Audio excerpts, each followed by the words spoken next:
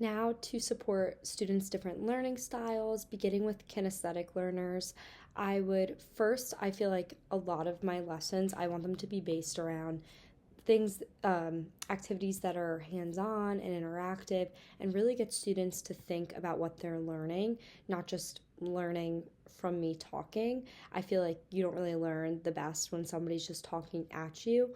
I think students learn the best possible way when they have experiences and they can reflect on those experiences.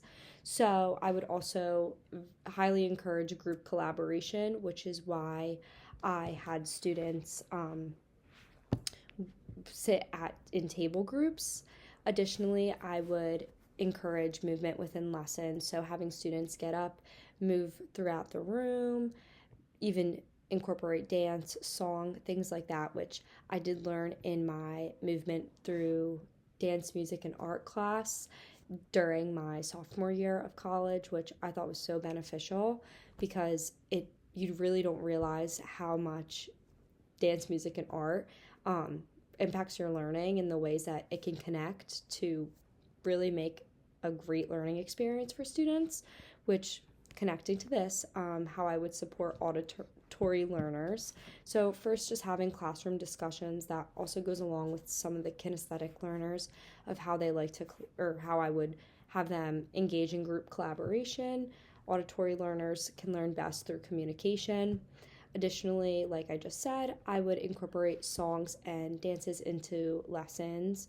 So maybe a multiplication song we could have, or a song for grammar rules. This could even be a song for community building. I think anything like that, students can remember in their head and think about all the time, and it really sticks with you.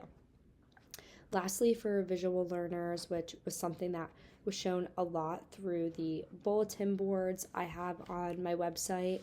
So, for example, if we're learning about historical time periods, like I have attached in there, I would create a timeline of historical events, which I think is really important. It connects a lot back to learning and gets students to understand historical time periods, which is super important.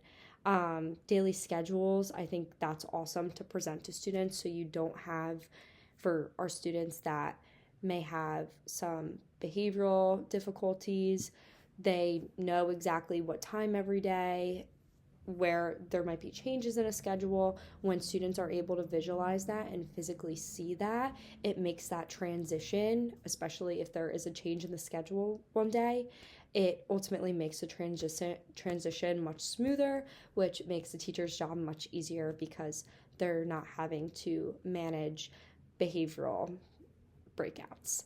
Um, Additionally, I would have labeled posters with visuals, which was also shown in my wall space presentation, kind of just going over different classroom expectations, what noise level students should be talking at, any classroom reward systems. I think it's really important that they're presented on the board and shown because it gives students that idea of motivation and just kind of rewiring their brains and getting them to just once again hear the overall classroom rules and expectations. So